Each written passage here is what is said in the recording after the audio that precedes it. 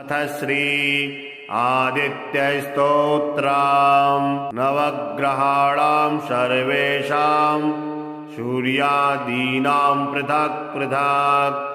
पीडा च दुःसह राजन् जायते सततं नृणां पीडानाशाय राजेन्द्र नामानि शृणु भास्वतः सूर्यादीनां च सर्वेषां पीडा नश्यति शृण्वतः आदित्यसविता सूर्यः पूषार्कः शीघ्रगौरविः भगस्त्वष्टार्यमा हंसो हेलिस्तेजो निधिर्हरिः दीननाथो दिनकरः सप्तसप्तिः प्रभाकरः विभावसुरवेदकर्ता वेदांगो वेदवाहनः हरिदश्वः कालवक्त्रः कर्मसाक्षी जगत्पतिः पद्मनी बोधको भानुर्भास्करः करुणाकरः द्वादशात्मा विश्वकर्मा लोहितांगस्तमोनुदः जगन्नाथो रविन्दाक्षः कालात्मा कश्यपात्मजः भूताश्रयो ग्रहपतिः सर्वलोकनमस्कृतः शशांको भासवान् दितिनन्दनः ध्वान्ते भसिंहः सर्वात्मा लोकनेत्रो विकर्तनः मार्तण्डो मिहिरः शूरस्तपनो लोकतापनः जगत्कर्ता जगत्साक्षी शनैश्चरपिताजयः सहस्ररश्मितरणिर्भगवान् भक्तवत्सलः विवस्वानादिदेवश्च देवदेवो दिवाकरः धन्वन्तरिर्व्याधिहर्ता दद्रुकुष्ठविनाशनः चराचरात्मा मैत्रेयो मितो विष्णुविकर्तनः कोकशोकापहर्ता च कमलाकर आत्मभुः नारायणो महादेवो रुद्रः पुरुष ईश्वरः जीवात्मा परमात्मा च सूक्ष्मात्मा सर्वतोमुखः इन्द्रो नलो यमश्चैव नैऋतो वरुणो नीलः श्रीद ईशान इन्दुश्च भौमः सौम्यो गुरुः कविः शौरिर्बिन्धुन्तुदः केतु कालः कालात्मको विभुः सर्वदेवमयो देवः कृष्णः कायप्रदायकः य एतैर्नामभिर्मर्त्यो भक्त्या स्तौति दिवाकरम् सर्वपापविनिर्मुक्तः सर्वरोगविवर्जितः पुत्रवान् धनवान् श्रीमान् जायते शतन संशयः रविर्वारे पठेद्यस्तु नामान् एतानि भास्वतः पीडा शान्तिर्भवेत् तस्य ग्रहाणां च विशेषतः सद्यः सुखमवाप्नोति चायुर्दीर्घं च नीरुजम् नवग्रहाणां सर्वेषां सूर्यादीनां पृथक् पृथक् पीडा च दुःसह राजन् जायते सततं नृणां पीडानाशाय राजेन्द्र नामानि शृणु भास्वतः सूर्यादीनां च सर्वेषां पीडा नश्यति शृण्वतः आदित्यसविता सूर्यः पूषार्कः शीघ्रगौरविः भगस्त्वष्टार्यमा हंसो हेलिस्तेजो निधिर्हरिः दिननाथो दिनकरः सप्तसप्तिः प्रभाकरः विभावशुरवेदकर्ता वेदांगो वेदवाहनः हरिदश्वः कालवक्त्रः कर्मसाक्षी जगत्पतिः पद्मनी बोधको भानुर्भास्करः करुणाकरः द्वादशात्मा विश्वकर्मा लोहितांगस्तमोनुदः जगन्नाथो रविन्दाक्षः कालात्मा कश्यपात्मजः भूताश्रयो ग्रहपतिः सर्वलोकनमस्कृतः शशांको भासवान् दितिनन्दनः ध्वान्ते भसिंहः सर्वात्मा लोकनेत्रो विकर्तनः मार्तण्डो मिहिरः शूरस्तपनो लोकतापनः जगत्कर्ता जगत्साक्षी शनैश्चरपिताजयः सहस्ररश्मितरणिर्भगवान् भक्तवत्सलः विवस्वानादिदेवश्च देवदेवो दिवाकरः धन्वन्तरिर्व्याधिहर्ता दद्रुकुष्ठविनाशनः चराचरात्मा मैत्रेयो मितो विष्णुविकर्तनः कोकशोकापहर्ता च कमलाकर आत्मभुः नारायणो महादेवो रुद्रः पुरुष ईश्वरः जीवात्मा परमात्मा च सूक्ष्मात्मा सर्वतोमुखः इन्द्रो नलो यमश्चैव नैऋतो वरुणो नीलः श्रीद ईशान इन्दुश्च भौमः सौम्यो गुरुः कविः शौरिर्बिन्धुन्तुदः केतु कालः कालात्मको विभुः सर्वदेवमयो देवः कृष्णः कायप्रदायकः य एतैर्नामभिर्मर्त्यो भक्त्या स्तौति दिवाकरम् सर्वपापविनिर्मुक्तः सर्वरोगविवर्जितः पुत्रवान् धनवान् श्रीमान्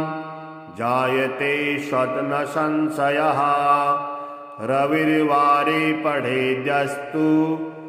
नामान् एतानि भास्वतः पीडा शान्तिर्भवेत्तस्य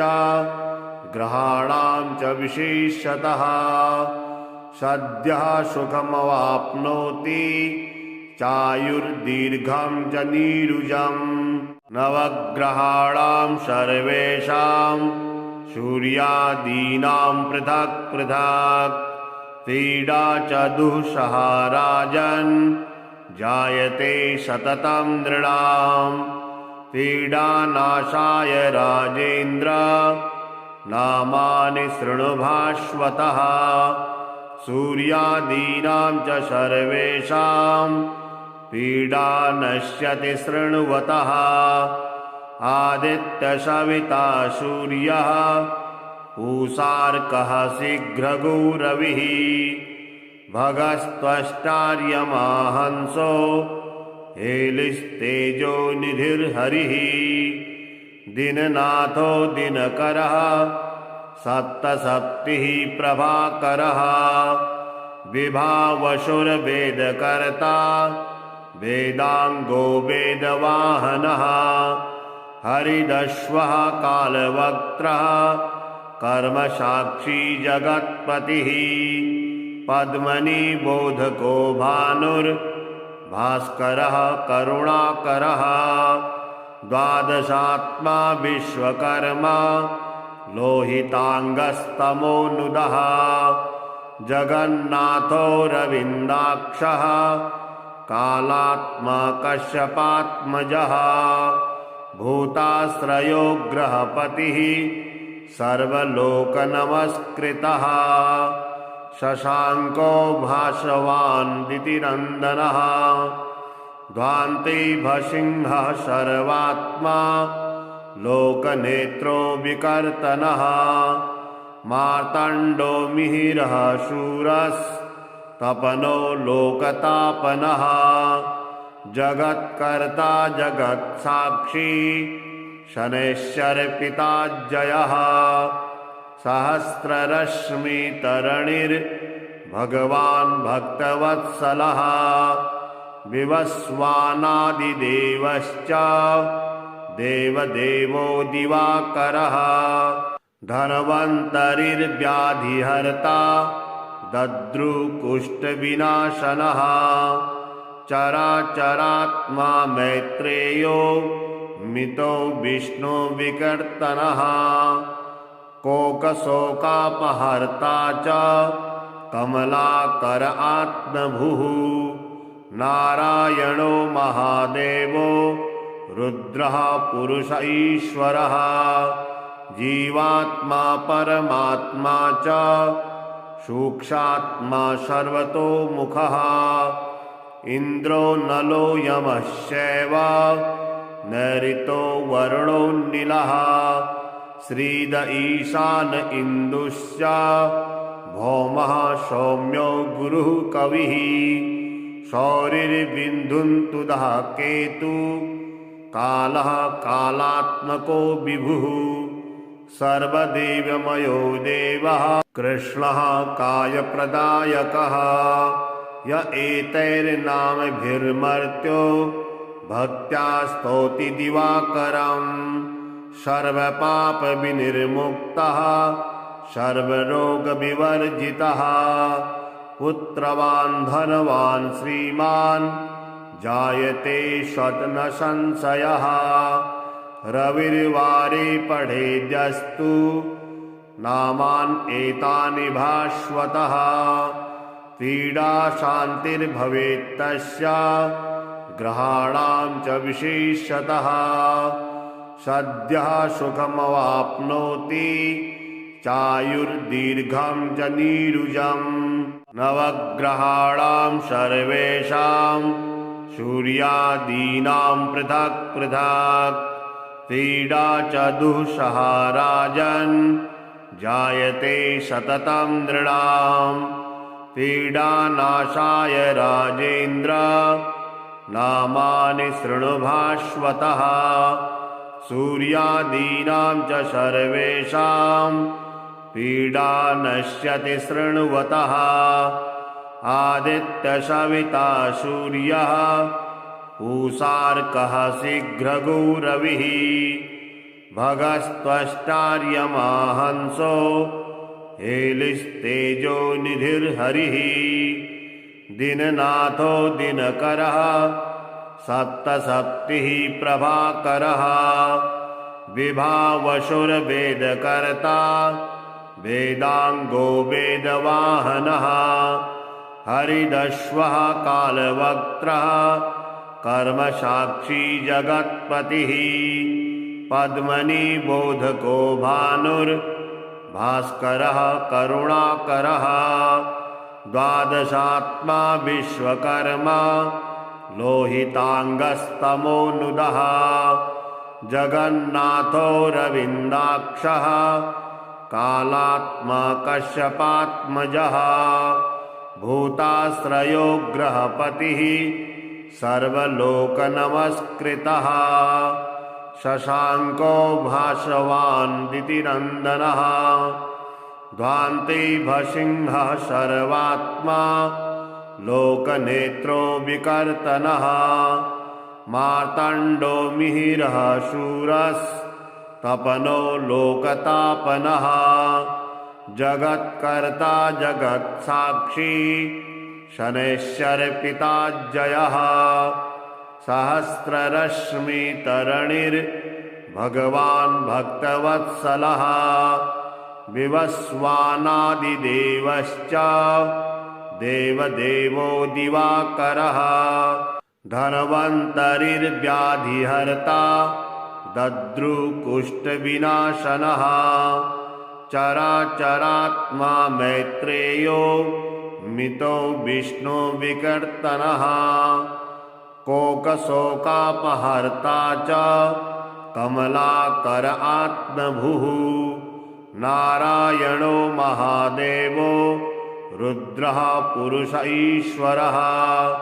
जीवात्मा परमात्मा च सूक्ष्मात्मा सर्वतोमुखः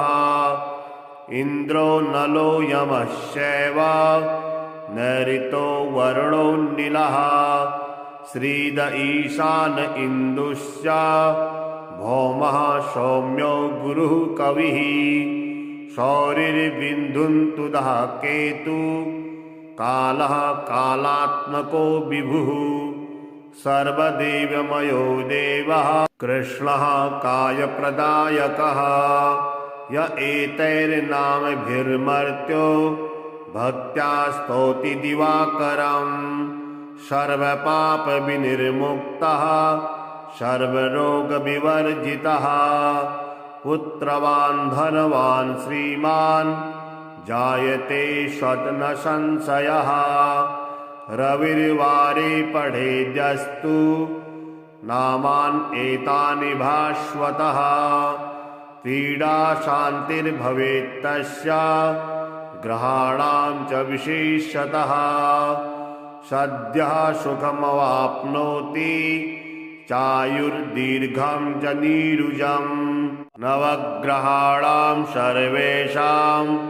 सूर्यादीनां पृथक् पृथक् पीडा च दुःसह राजन् जायते सततं नृणाम् पीडानाशाय राजेन्द्र नामानि शृणु भास्वतः सूर्यादीनां च सर्वेषां पीडा नश्यति शृण्वतः आदित्यसविता सूर्यः पूषार्कः शीघ्रगौरविः भगस्त्वष्टार्यमाहंसो हेलिस्तेजो निधिर्हरिः दीननाथो दिनकरः सप्तसप्तिः प्रभाकरः विभावसुरवेदकर्ता वेदांगो वेदवाहनः हरिदश्वः कालवक्त्रः कर्मसाक्षी जगत्पतिः पद्मनी बोधको भानुर्भास्करः करुणाकरः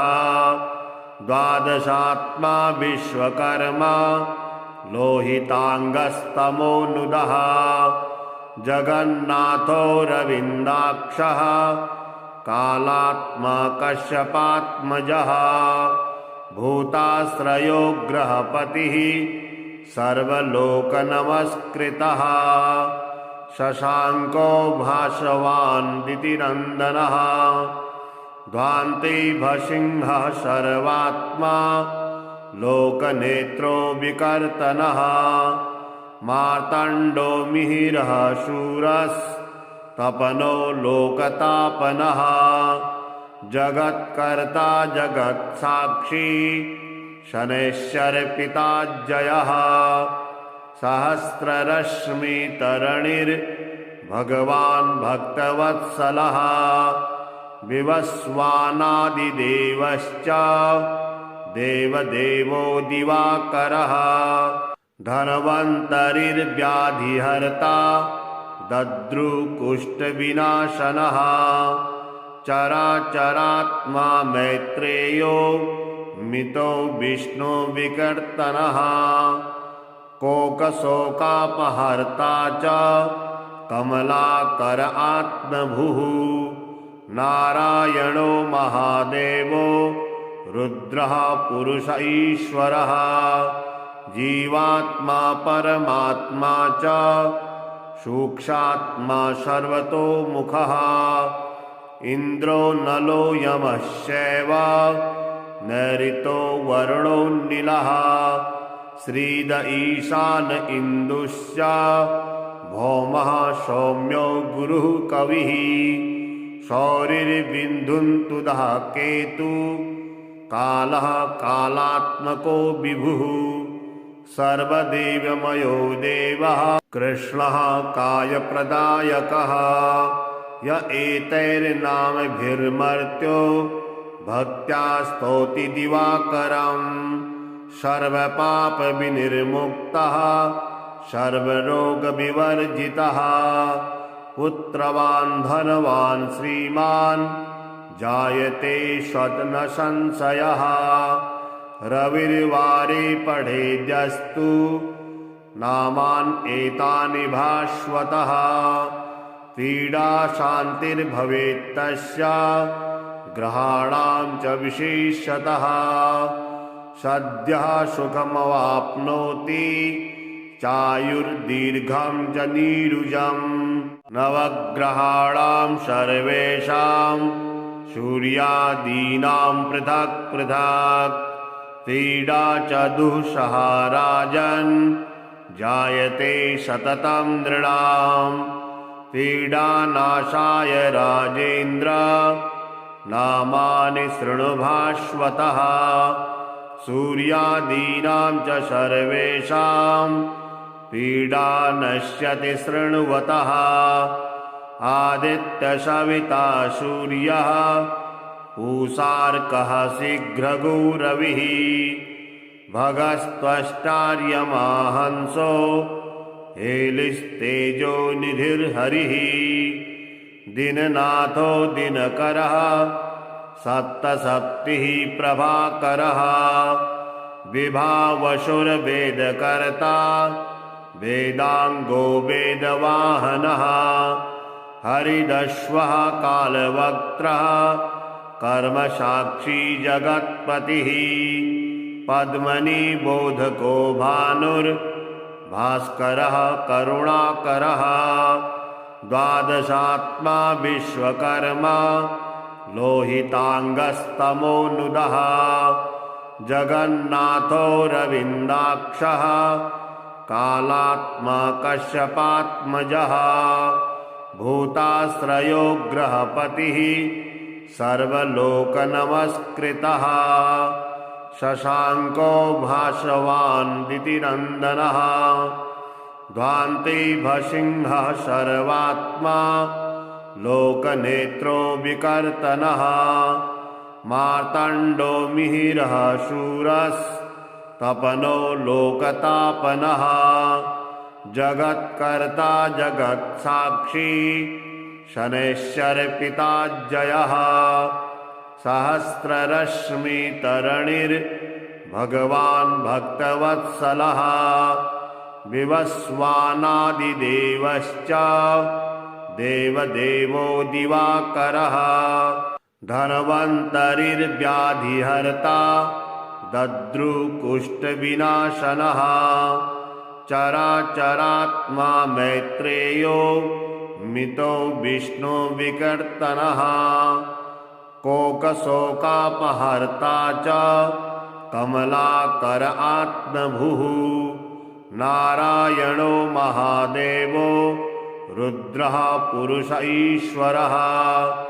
जीवात्मा परमात्मा च सूक्ष्मात्मा सर्वतोमुखः इन्द्रो नलो यमश्चैव नैऋतो वरुणो नीलः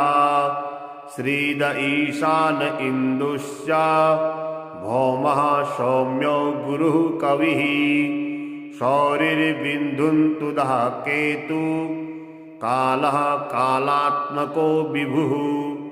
सर्वदेवमयो देवः कृष्णः कायप्रदायकः य एतैर्नामभिर्मर्त्यो भक्त्या स्तौति दिवाकरम् सर्वपापविनिर्मुक्तः सर्वरोगविवर्जितः पुत्रवान् धनवान् श्रीमान् जायते स्वप्न संशयः रविर्वारे पठेद्यस्तु नामान् एतानि भास्वतः पीडा शान्तिर्भवेत्तस्य ग्रहाणां च विशेषतः सद्यः सुखमवाप्नोति चायुर्दीर्घं च नीरुजम् नवग्रहाणां सर्वेषां सूर्यादीनां पृथक् पृथक् पीडा च दुःसह राजन् जायते सततं नृणाम् पीडानाशाय राजेन्द्र नामानि शृणु भास्वतः सूर्यादीनां च सर्वेषां पीडा नश्यति शृण्वतः आदित्यसविता सूर्यः पूषार्कः शीघ्रगौरविः भगस्त्वष्टार्यमाहंसो हेलिस्तेजो निधिर्हरिः दिननाथो दिनकरः सप्तसप्तिः प्रभाकरः विभावसुरवेदकर्ता वेदांगो वेदवाहनः हरिदश्वः कालवक्त्रः कर्मसाक्षी जगत्पतिः पद्मनिबोधको भानुर्भास्करः करुणाकरः द्वादशात्मा विश्वकर्मा लोहितांगस्तमोनुदः जगन्नाथो रविन्दाक्षः कालात्मा कश्यपात्मजः भूताश्रयो ग्रहपतिः सर्वलोकनमस्कृतः शशाङ्को भासवान् दितिनन्दनः ध्वान्ते भसिंहः सर्वात्मा लोकनेत्रो विकर्तनः मार्तण्डो मिहिरः शूरस्तपनो लोकतापनः जगत्कर्ता जगत्साक्षी शनैश्चरपिताजयः सहस्ररश्मितरणिर्भगवान् भक्तवत्सलः विवस्वानादिदेवश्च देवदेवो दिवाकरः धन्वन्तरिर्व्याधिहर्ता दद्रुकुष्ठविनाशनः चराचरात्मा मैत्रेयो मितो विष्णुविकर्तनः कोकशोकापहर्ता च कमलाकर आत्मभुः नारायणो महादेवो रुद्रः पुरुष ईश्वरः जीवात्मा परमात्मा च सूक्ष्मात्मा सर्वतोमुखः इन्द्रो नलो यमश्चैव नैऋतो वरुणो नीलः श्रीद ईशान इन्दुश्च भौमः सौम्यो गुरुः कविः शौरिर्बिन्धुन्तुदः केतु कालः कालात्मको विभुः सर्वदेवमयो देवः कृष्णः कायप्रदायकः य एतैर्नामभिर्मर्त्यो भक्त्या स्तौति दिवाकरम् सर्वपापविनिर्मुक्तः सर्वरोगविवर्जितः पुत्रवान् धनवान् श्रीमान् जायते स्वप्न संशयः रविर्वारे पठेद्यस्तु नामान् एतानि भास्वतः पीडा शान्तिर्भवेत् तस्य ग्रहाणां च विशेषतः सद्यः सुखमवाप्नोति चायुर्दीर्घं च नीरुजम् नवग्रहाणां सर्वेषां सूर्यादीनां पृथक् पृथक् पीडा च दुःसह राजन् जायते सततं नृणाम् पीडानाशाय राजेन्द्र नामानि शृणु भास्वतः सूर्यादीनां च सर्वेषां पीडा नश्यति शृण्वतः आदित्यसविता सूर्यः पूषार्कः शीघ्रगौरविः भगस्त्वष्टार्यमाहंसो हेलिस्तेजो निधिर्हरिः दिननाथो दिनकरः सप्तसप्तिः प्रभाकरः विभावशुरवेदकर्ता वेदांगो वेदवाहनः हरिदश्वः कालवक्त्रः कर्मसाक्षी जगत्पतिः पद्मनिबोधको भानुर्भास्करः करुणाकरः द्वादशात्मा विश्वकर्मा लोहितांगस्तमोनुदः जगन्नाथो रविन्दाक्षः कालात्मा कश्यपात्मजः भूताश्रयो ग्रहपतिः सर्वलोकनमस्कृतः शशाङ्को भासवान् दितिनन्दनः ध्वान्तैभसिंहः सर्वात्मा लोकनेत्रो विकर्तनः मार्तण्डो मिहिरः शूरस्तपनो लोकतापनः जगत्कर्ता जगत्साक्षी शनैश्चरपिताजयः सहस्ररश्मितरणिर्भगवान् भक्तवत्सलः विवस्वानादिदेवश्च देवदेवो दिवाकरः धन्वन्तरिर्व्याधिहर्ता दद्रुकुष्ठविनाशनः चराचरात्मा मैत्रेयो मितो विष्णुविकर्तनः कोकशोकापहर्ता च कमलाकर आत्मभुः नारायणो महादेवो रुद्रः पुरुष ईश्वरः जीवात्मा परमात्मा च सूक्ष्मात्मा सर्वतोमुखः इन्द्रो नलो यमश्चैव नैऋतो वरुणो नीलः श्रीद ईशान इन्दुश्च भौमः सौम्यो गुरुः कविः शौरिर्बिन्धुन्तुदः केतु कालः कालात्मको विभुः सर्वदेवमयो देवः कृष्णः कायप्रदायकः य एतैर्नामभिर्मर्त्यो भक्त्या स्तौति दिवाकरम् सर्वपापविनिर्मुक्तः सर्वरोगविवर्जितः पुत्रवान् धनवान् श्रीमान् जायते स्वप्न संशयः रविर्वारे पठेद्यस्तु नामान् एतानि भास्वतः पीडा शान्तिर्भवेत्तस्य ग्रहाणां च विशेषतः सद्यः सुखमवाप्नोति चायुर्दीर्घं च नीरुजम् नवग्रहाणां सर्वेषां सूर्यादीनां पृथक् पृथक् पीडा च दुःसह राजन् जायते सततं नृणाम् पीडानाशाय राजेन्द्र नामानि शृणु भास्वतः सूर्यादीनां च सर्वेषां पीडा नश्यति शृण्वतः आदित्यसविता सूर्यः पूषार्कः शीघ्रगौरविः भगस्त्वष्टार्यमा हंसो हेलिस्तेजो निधिर्हरिः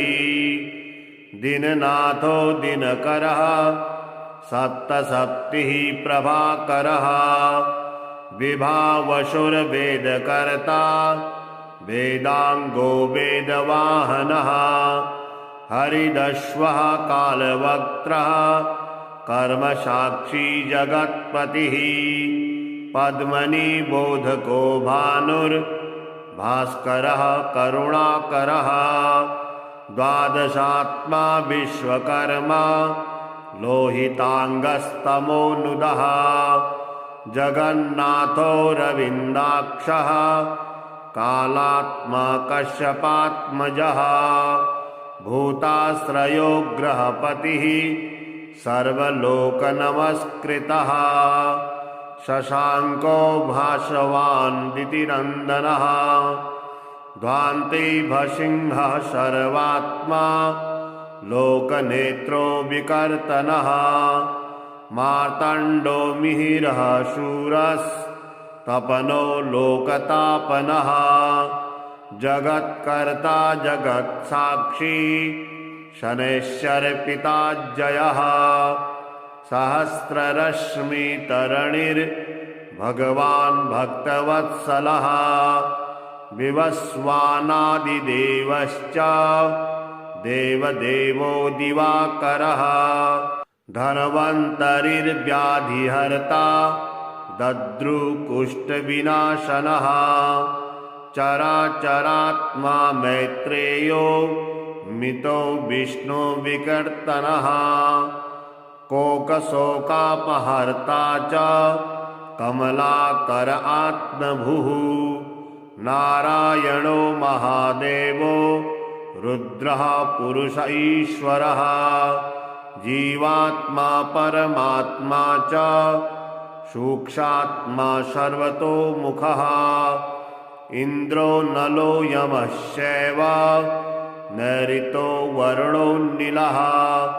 श्रीद ईशान इन्दुश्च भौमः सौम्यो गुरुः कविः शौरिर्बिन्धुन्तुदः केतु कालः कालात्मको विभुः सर्वदेवमयो देवः कृष्णः कायप्रदायकः य एतैर्नामभिर्मर्त्यो भक्त्या स्तौति दिवाकरम् सर्वपापविनिर्मुक्तः सर्वरोगविवर्जितः पुत्रवान् धनवान् श्रीमान् जायते स्वप्न संशयः रविर्वारे पठेद्यस्तु नामान् एतानि भास्वतः पीडा शान्तिर्भवेत्तस्य ग्रहाणां च विशेषतः सद्यः सुखमवाप्नोति चायुर्दीर्घं च नीरुजम् नवग्रहाणां सर्वेषां सूर्यादीनां पृथक् पृथक् पीडा च दुःसह राजन् जायते सततं नृणाम् पीडानाशाय राजेन्द्र नामानि शृणु भास्वतः सूर्यादीनां च सर्वेषां पीडा नश्यति शृण्वतः आदित्यसविता सूर्यः पूषार्कः शीघ्रगौरविः भगस्त्वष्टार्यमा हंसो हेलिस्तेजो निधिर्हरिः दिननाथो दिनकरः सप्तसप्तिः प्रभाकरः विभावसुरवेदकर्ता वेदांगो वेदवाहनः हरिदश्वः कालवक्त्रः कर्मसाक्षी जगत्पतिः पद्मनिबोधको भानुर्भास्करः करुणाकरः द्वादशात्मा विश्वकर्मा लोहितांगस्तमोनुदः जगन्नाथो रविन्दाक्षः कालात्मा कश्यपात्मजः भूताश्रयो ग्रहपतिः सर्वलोकनमस्कृतः शशाङ्को भासवान् दितिनन्दनः ध्वान्ते भसिंहः सर्वात्मा लोकनेत्रो विकर्तनः मार्तण्डो मिहिरः शूरस्तपनो लोकतापनः जगत्कर्ता जगत्साक्षी शनैश्चरपिताजयः सहस्ररश्मितरणिर्भगवान् भक्तवत्सलः विवस्वानादिदेवश्च देवदेवो दिवाकरः धन्वन्तरिर्व्याधिहर्ता दद्रुकुष्ठविनाशनः चराचरात्मा मैत्रेयो मितो विष्णुविकर्तनः कोकशोकापहर्ता च कमलाकर आत्मभुः नारायणो महादेवो रुद्रः पुरुष ईश्वरः जीवात्मा परमात्मा च सूक्ष्मात्मा सर्वतोमुखः इन्द्रो नलो यमश्चैव नैऋतो वरुणो नीलः श्रीद ईशान इन्दुश्च भौमः सौम्यो गुरुः कविः शौरिर्बिन्धुन्तुदः केतु कालः कालात्मको विभुः सर्वदेवमयो देवः कृष्णः कायप्रदायकः य एतैर्नामभिर्मर्त्यो भक्त्या स्तौति दिवाकरम् सर्वपापविनिर्मुक्तः सर्वरोगविवर्जितः पुत्रवान् धनवान् श्रीमान् जायते सत् न संशयः रविर्वारे पठेद्यस्तु नामान् एतानि भास्वतः पीडा शान्तिर्भवेत् तस्य ग्रहाणां च विशेषतः सद्यः सुखमवाप्नोति चायुर्दीर्घं च नीरुजम्